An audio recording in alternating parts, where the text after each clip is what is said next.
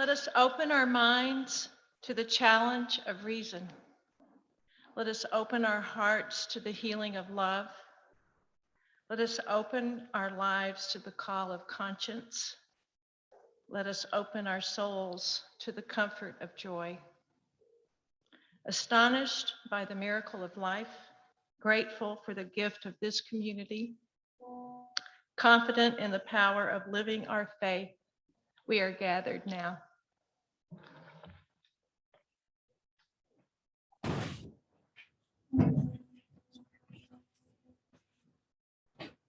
I know this road will open. I know my fear will burn away. I know my soul will unfurl its wings. I know this road will open. I know this road will open.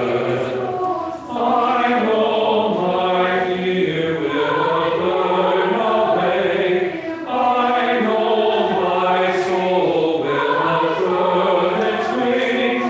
I know this road will open.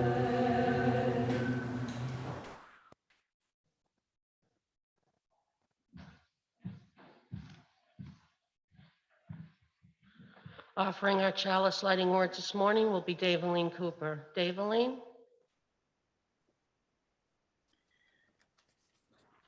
Good morning. In this old ship community, we challenge one another to grow spiritually, to grow in love, and to grow in our caring for one another. I light the chalice this morning for our community and for our continued commitment to growing our faith, our love, and our care for one another.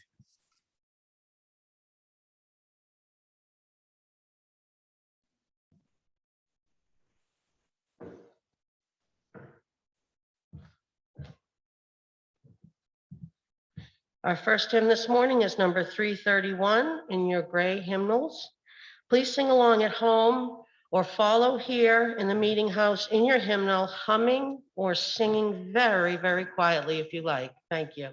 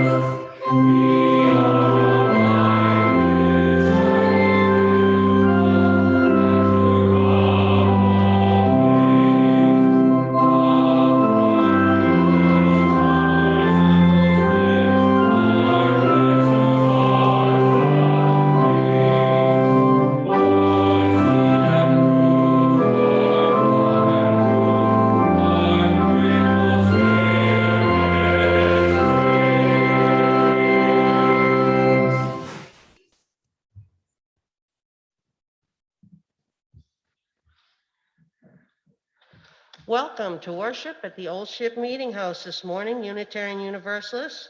We're pleased to see everyone, old comers and newcomers alike.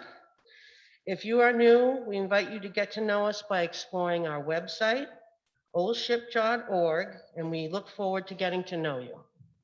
Any newcomers in the meeting house this morning are invited to stand so we can give you a warmer welcome. Just introduce yourself, tell us your name, where you're from. Just old timers today then. Okay. After the service, all on Zoom can remain sign in for conversation. All who are here in the meeting house are welcome to our fellowship time outside just after the service. And when you leave the meeting house, if you are all unsteady or sure about stairs, please use our beautiful garden ramp exit on this side of the meeting house. The only announcement I have this morning is to remind you that next Sunday is our annual Community Day. Yay. Everyone come on, geared up. You got a whole week, okay? It's gonna be beautiful. Due to COVID, we sadly will not be having our pizza lunch, but we are all invited as we are willing and able to help with our grounds cleanup. Bring your tarps, bring your rakes, bring your excited, over-exuberant self, and get ready to clean up the grounds on both sides of the street. We have a very short announcement today from Diane Jordan and Keely Jordan.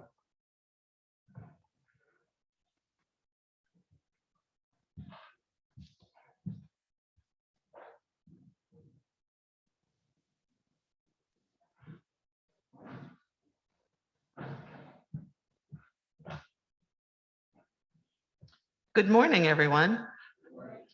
I'm sure you all know by now that we're going to have Merry Market this year.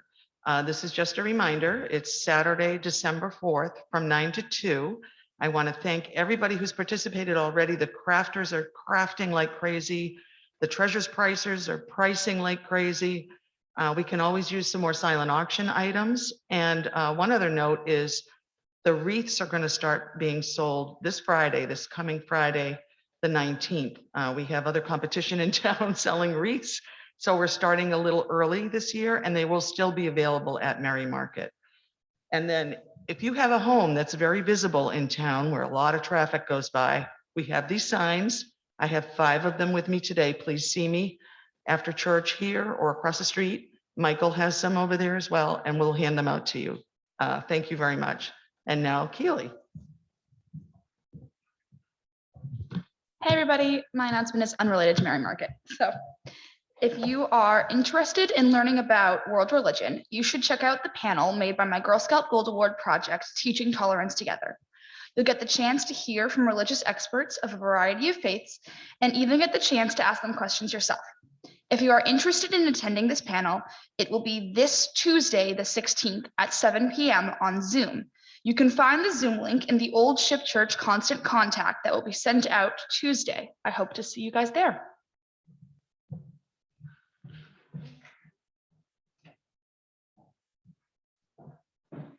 Thank you, Keely. Keely's worked very hard on this project. It's part of her Girl Scout badge, right? So you go, girl.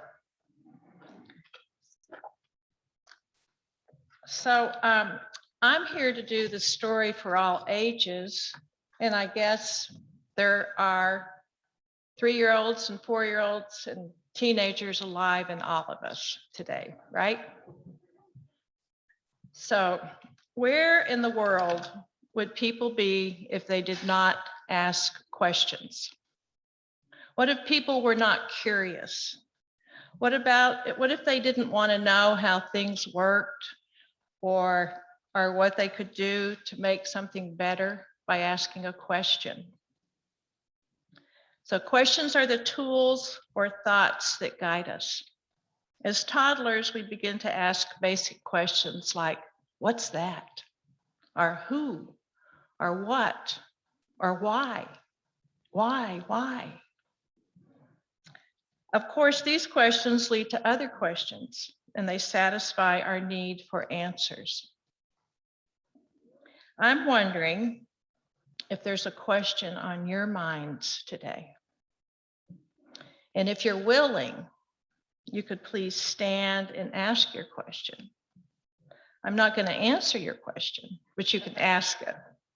And Daveline, if there are people on chat that want to ask questions, then we'll ask you to sign in later.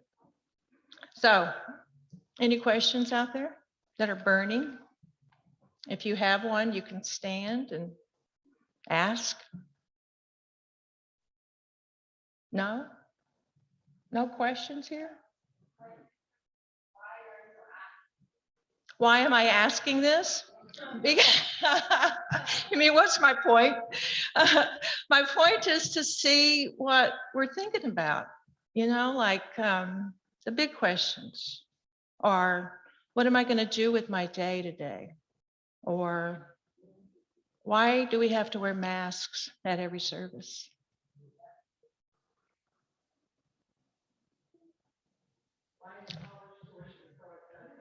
Why is college tuition so expensive? There's a question. Alfred.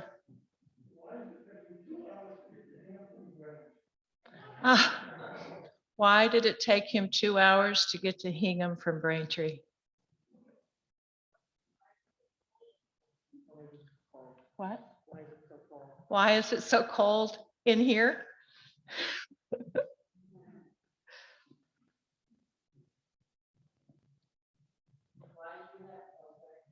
Oops, go ahead, Deb.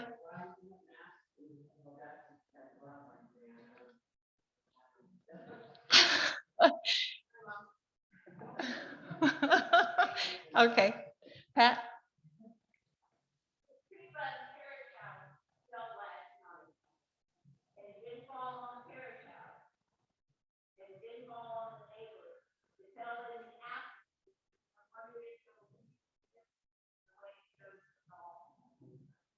Why did the ginkgo tree fall where it fell in the apple tree?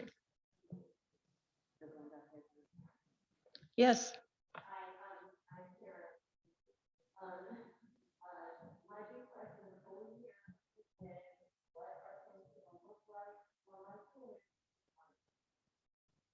What are things going to look like for my kids when things shift? Thank you. Rich.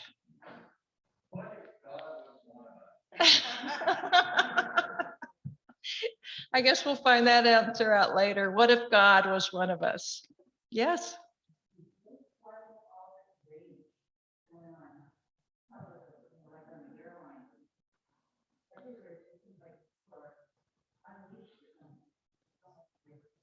So what is causing all this rage in our world right now?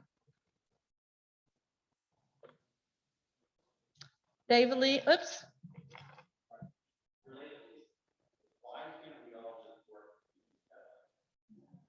Why can't we all just work together?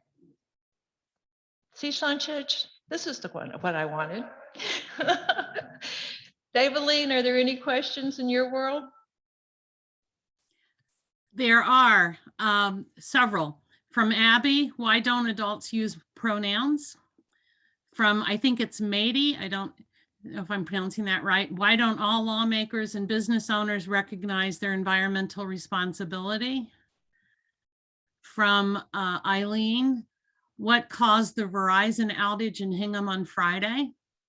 From Karen Banks, why do some people refuse to get vaccinated? And another one from Eileen, how will my 3-year-old granddaughter experience the planet? That's it for the chat. Thank you. My sister asked one of those questions from California. So questioning is a good thing. Asking questions can be scary.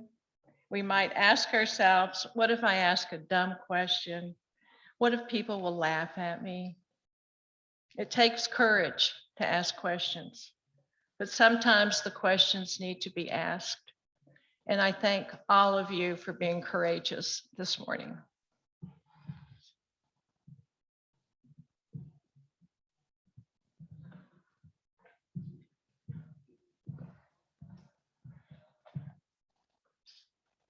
Now we come to our time of lighting candles for any joys, sorrows, or deeply felt concerns. If you are on Zoom, you may type a joy, sorrow, or concern into the chat, and Daveline will read them after we hear from others here in the room.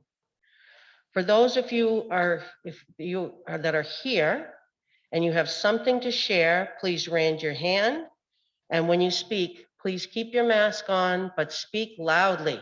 For some reason, the two of us have decided we can't hear anything up here. Please don't be offended.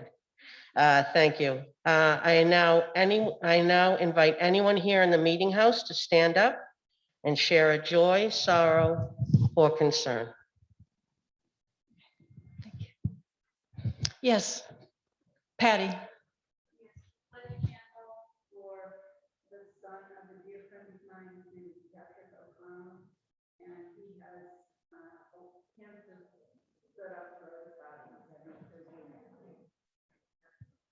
So a candle for Patrick O'Connell, who has cancer, and he's the son of a friend of yours. Thank you.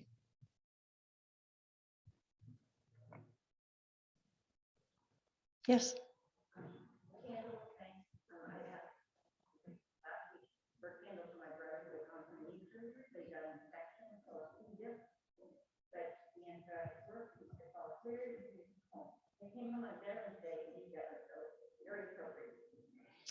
A candle for your brother whose infection has healed in his knee.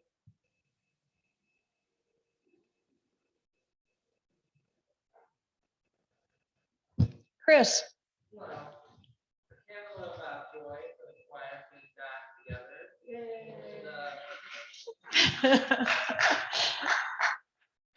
Band is back together. We'd like some more band members. So I see some of you in the meeting house today, Michael, and great to have everybody come back and join us. A candle for our wonderful choir.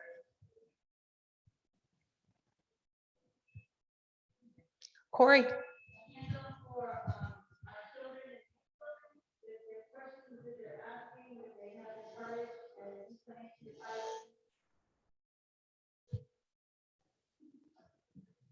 So a candle for the children and the questions they are asking, and may they have courage.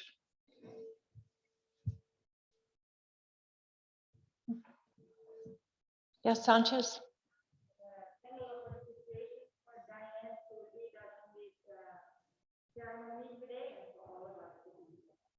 Thank you. Okay, a candle for us being together. Nathaniel? The 11th hour of the 11th day in England is known as remembrance.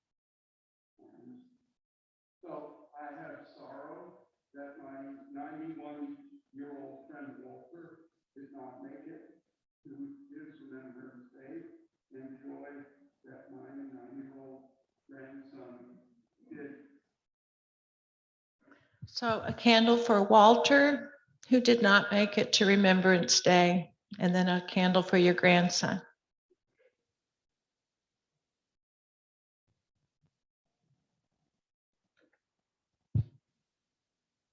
Yes, Laura?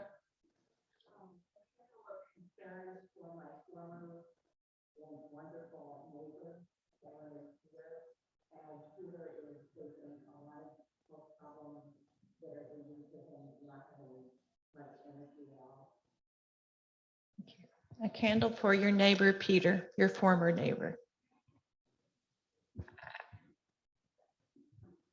Yes.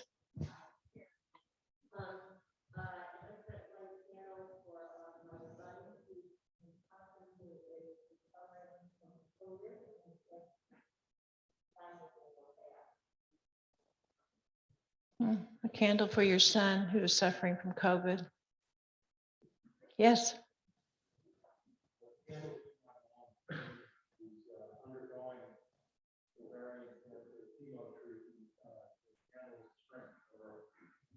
Candle of strength for your mother who's undergoing chemotherapy for ovarian cancer.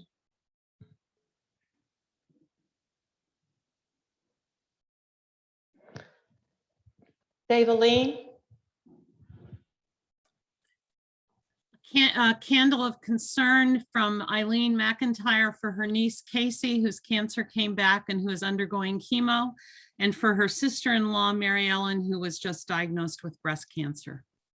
And that's it for the chat. Okay, I can't remember those to repeat them, but a candle for Eileen McIntyre, right? Okay. Excuse me? And your niece Casey, okay, and your niece Casey. Thank you.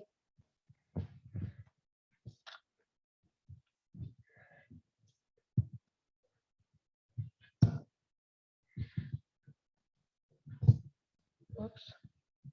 Are these candles for all those joys, sorrows, or concerns deeply felt, yet go unspoken this morning? And now we'll sing the children, youth, and their adult companions out to cross to the parish house for their morning programs.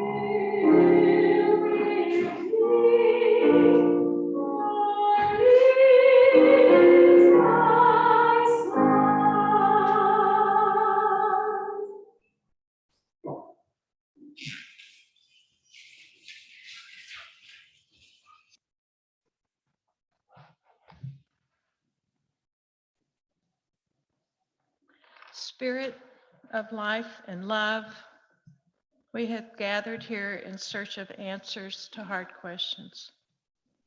We have come in search of understanding, in search of community. We have come in search of hope and healing. Let this be a place not only of searching, but of discovery. Let this be a place not only of meeting, but of connection. And let this be a place where healing fosters giving and hope fosters service. We send our love to those who are hurting and to those who have joys to share. May we create here a circle of love, ever expanding and ever growing.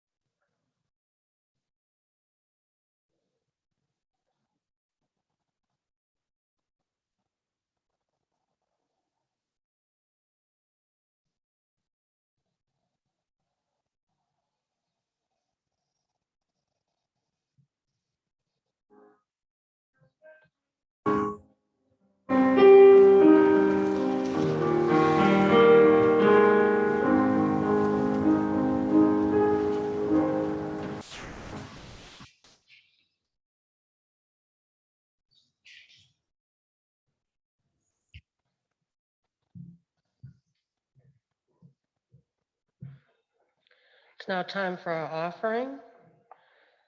Our offering today can be placed in the basket by the door. There will be no baskets being handed about. Or you can use the donate link on our website, oldship.org. At the link, you'll have the opportunity through the drop-down box to donate to our regular Sunday plate offering, supporting all the ministries and work of our congregation. Our November outreach offering, which will be given to Free Period. This morning, we have a representative from Free Period to tell us a little more about their work. And I'd like to introduce Kenzie Blackwell.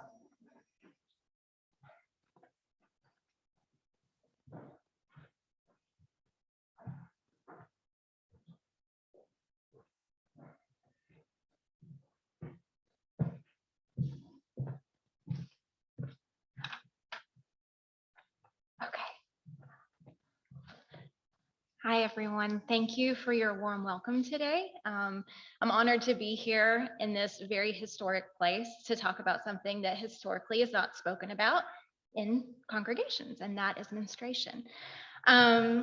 Your support of Free Period through your donations is going towards what I call a hidden need in communities everywhere, and that is period poverty. And the way I learned about this is right before the pandemic hit, I went to a nonprofit in Boston that serves hygiene and security issues for Metro youth in that area. And this huge warehouse, there was toothpaste and shampoo and deodorant and this tiny little pallet of menstruation supplies. And I said, oh, this is something you guys need.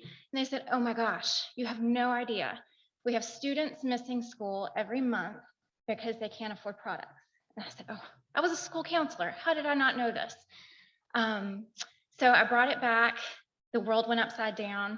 And like everybody else, I had time on my hands to research and to learn more about what's really happening with period poverty in our community. And I found it's not just students missing school, it's parents missing work, it's athletes missing games, it's people not engaging in life activities because they lack the necessities to support our natural biological function. So I took it to Tim and Jack at St. John's and said, we got to do something about this. And they said, of course we do. Go for it. And so I did. So I started calling community partners around the South Shore, said, how many people a month do you need? And every call, we have 200 clients, we have 300 clients, 50 clients, 90 clients. I had 700 people within 6 phone calls that I needed to supply. So we started fundraising, and in 7 months, because of community donations like yours, we have supplied in excess of 82,000 products. We're looking to expand. We know just based on federal poverty line rates, there are about 25,000 people between Quincy and P-Town over to Fall River that need supplies, that are missing out on life because they can't support the way we were created. So anyway, thank you to everyone who has already donated. If you want to donate, know that 100% of what you give goes directly to those in need. We are a volunteer-led organization. We are a ministry through St. John's. There's no administrative cost. I don't get a salary. This is just neighbors helping neighbors to make sure that we can engage in life the way we are intended to engage. So thank you. And I'll be available after the service for questions, comments, chit chat. I'll stay as long as you need me. I will talk about this for hours. Okay, thank you.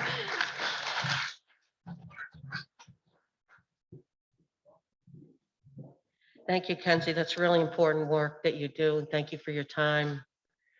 We thank everyone here in advance for your generosity.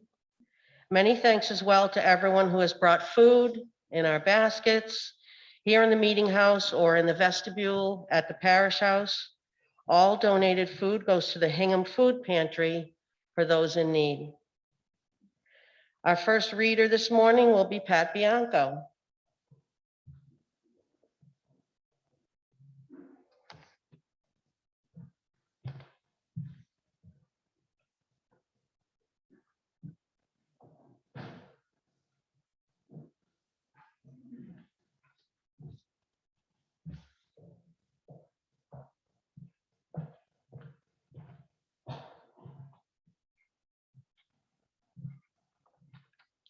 Reading 1 by Kenneth W. Collier. And sometimes it is as obvious as a rock, solid, unmistakable, sparkling in the sunshine. Sometimes it stands up and almost shouts at me, like lightning splitting down 1,000 feet and exploding against the earth in shimmering drops that hang for a moment in the sun and fall again into a white swirling pool of darkness that gathers and flows outward into the river. Sometimes it is as obvious as life. And sometimes it is as shy as a butterfly, hiding in the flowers, dancing in the sun, in and out of the edges of the sight, now here, now visible as air. Sometimes it is no more than a suggestion, a promise, a tease, hardly enough to believe in, darting behind a curtain, hidden as the sky when the fog descends, carefully, silently descends, like a doe crossing an open field. Sometimes it's hidden as a fawn. And sometimes it is as excruciating as a fingernail drawn across a chalkboard, as painful as falling naked into a bed of nettles.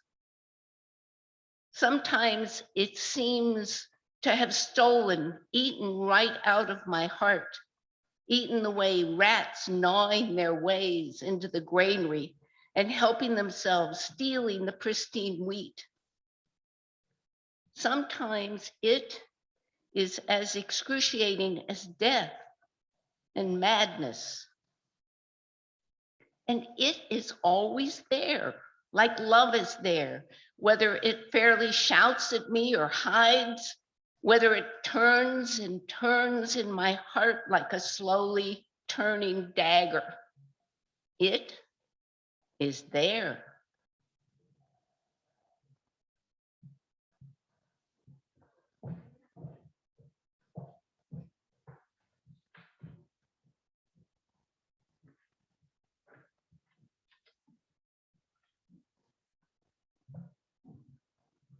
Thank you, Pat. The second reading is called The Loving Question, and this is from the Reverend Carl Scoble. You may have seen cars with a bumper sticker that reads, "Jesus is the answer." This has prompted some of the bumper stickers, one of which says, "If Jesus is the answer, what is the question?" And another briefer sticker reads simply, "The question is the answer." Carl says, "If I were to enter into this bumper sticker dialogue, I would put on my car that reads, 'Jesus is the question.'" Here ends the readings.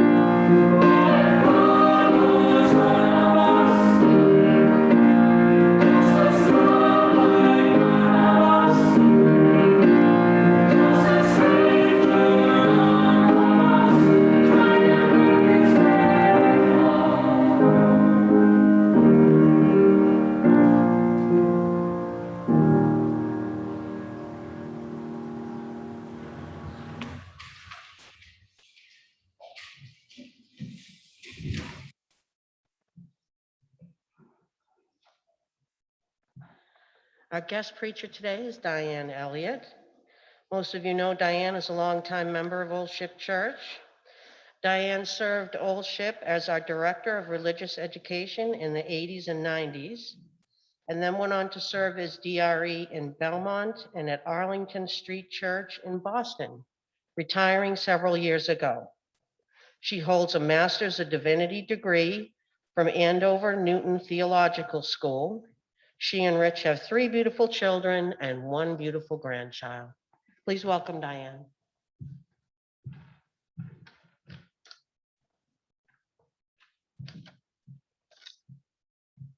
I have to thank you for that piece. I don't know if I can go on. Good morning again. Questions are the tools or thoughts that guide us. Everywhere we turn, people are asking questions over and over again and again. And of course, this has been going on for a very long time. Socrates and Jesus and many others would press their listeners, their critics and disciples, the bored, the curious, the keen, and the persistent with questions. Jesus reportedly asked 307 questions in the Bible, and he is asked 183. Who is your neighbor? Which of you by worrying can add a single hour unto your life? Why do you call me Lord and not do what I say? What good is it to gain the whole world, but to lose your soul? In the 1500s, Martin Luther and others challenged the Catholic Church with questions and reactions to Catholic authority, launching the Protestant Reformation. And within that movement in Transylvania was born the Unitarian Church. One of its first ministers, Francis David, proclaimed, "We need not look alike to love alike. No, we need not think alike to love alike." Was this statement a reaction to more questions about the nature of God and authority? Did he recognize the diversity among his people? Perhaps. Questions create attention. We may feel we have to respond to what is being asked in order to resolve the question. With all the questions coming at us, what we need to do is take the time to listen to what is being asked or what needs to be asked. We want to jump to answer the questions, but sometimes we need to just let the questions sit. Answering these and many more questions often takes time and reflection. And my answer may be different than yours. And my answer today may be different from my answer 5 years from now or 10 minutes. Just ask my husband. You may have come to this denomination or this particular congregation wondering, how do I know what to believe? What can I do to create a more just world? How can I be a part of a faith-based community? As the reading that Pat Bianco shared with us today, we all ponder many questions without finding the answers. It's as if we are visible as air. The answer is not in some far-off place. It can often be found with, in, or around where we are. What I know is when I come to a realization that I have stumbled on is an important truth, I usually cry. This is my moment of aha. One of my big questions has always been, why am I here and what is my purpose? Although these questions are still with me, they don't feel as desperate as they once did. Even my 95-year-old mother is still questioning her purpose. On the other hand, my father's question was, where are we going and why am I in this handbasket? My question at this point is, what can I do with this day? I find I find some answers in a parable called The Three Questions that was written by Russian novelist Leo Tolstoy in 1855. He wrote this story to help raise funds for the victims of an anti-Jewish pogrom in Kishinev. There is also a children's book with the same title but different characters. I will now share the story. What is the right time? Who are the right people? What is the most important thing to do? It once occurred to a certain king that if he had the answer to 3 questions, he would never fail at anything. He always wanted to know when to undertake everything he did. He needed to know which were the right people and which were the wrong people to deal with. And above all, he always needed to know what was the most important thing to do. One day he posted a proclamation stating that he would bestow a reward to whoever would teach him how to know the proper moment for every deed, how to know who were the most essential people, and how to know which pursuits were of the most importance. Many people attempted to answer the king's questions, but their questions did not satisfy his needs. The king decided that he needed to seek out a wise hermit who lived in a nearby village. However, the hermit would only see common people. So the king put on a common dress, left his guards behind, and went to see the hermit. When he arrived, the hermit was digging in the flower beds. The king asked his 3 questions, but the hermit continued to dig. Observing the hermit was exhausted from the digging, the king offered to help in the garden. And after digging for some time, the king again asked his questions. What is the right time? Who are the right people? What is the most important thing to do? And just as the hermit was about to respond to the king, a man came running and stumbling from the woods. They could see he was wounded, and he fell gasping at the king's feet. The king bent down to the man and began to tend to him. All through the night, he sat with the man in the hermit's hut. By the next day, the wounded man was better, but he was in disbelief at the help he had received from the king, and he begged him to forgive him. The man confessed that he knew he was the king, and that the king had executed his brother and seized his property. He had, in fact, come to kill the king, but the king's guards, upon seeing the man, had wounded him. And the man pledged allegiance to the king, and the king promised to return his property and offered to help him as he healed. Later, the king once again asked the hermit to answer the 3 questions. And after some time, the hermit responded that the king had already had his questions answered. Had you not taken pity on my weakness yesterday and dug those flower beds for me, instead of turning back alone, that fellow would have assaulted you, and you would have regretted not staying with me. Therefore, the most important time was when you were digging the flower beds. I was the most important person, and the important pursuit was to do good to help me. And later, when the man came running to us for help, the most important time was when you were caring for him. Without your help in binding his wounds, he would have died without having made peace with you.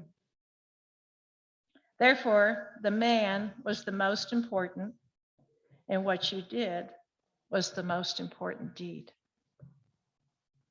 Remember then, there is only one important time, and that is now. The most important one is the one you're with. and the most important thing to do for the one who is for the one who is standing at your side. Because the king was with someone who was wounded and hurt, he was able to recognize the man's humanity and help him. He was in a real moment. The themes of the story that I hear are wisdom, kindness, forgiveness, acceptance, and mindfulness. For me, in lifting up our fourth Unitarian Universalist principle of a free and responsible search for truth and meaning, these themes speak to me in how I go about living my life. There is only one important time, and that is now.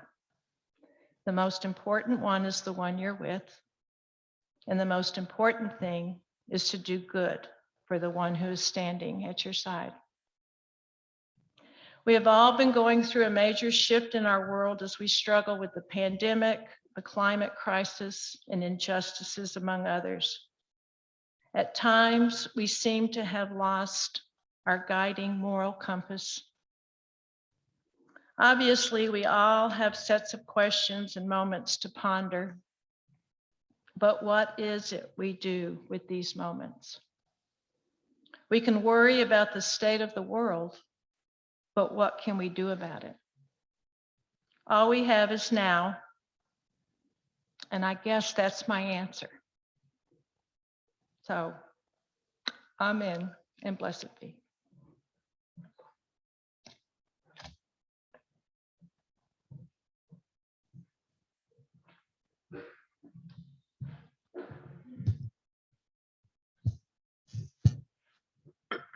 Thank you, Diane.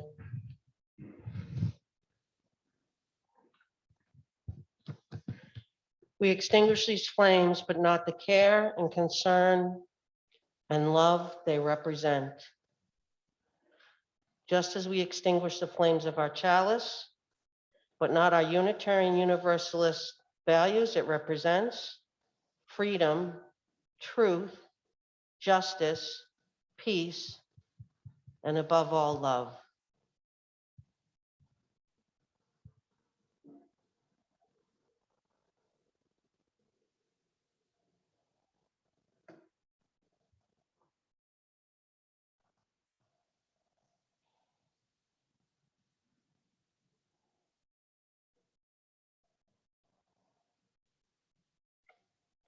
Wow, we've got a lot of love going on in here today.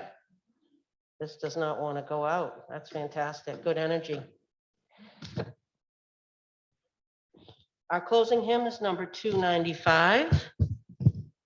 If you're at home, please sing along. If you're here, once again, please follow along, hum, or sing very, very softly.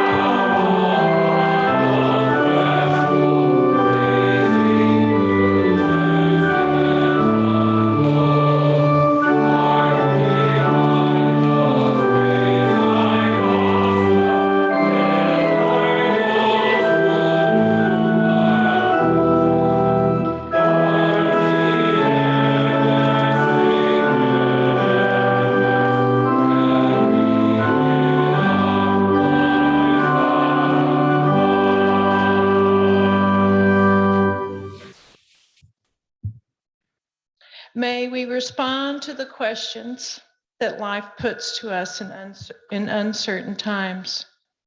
May our answers give us courage and keep us honest as we go through this life. May our questioning contribute to humanity and to this old ship community. And so may it be. Amen.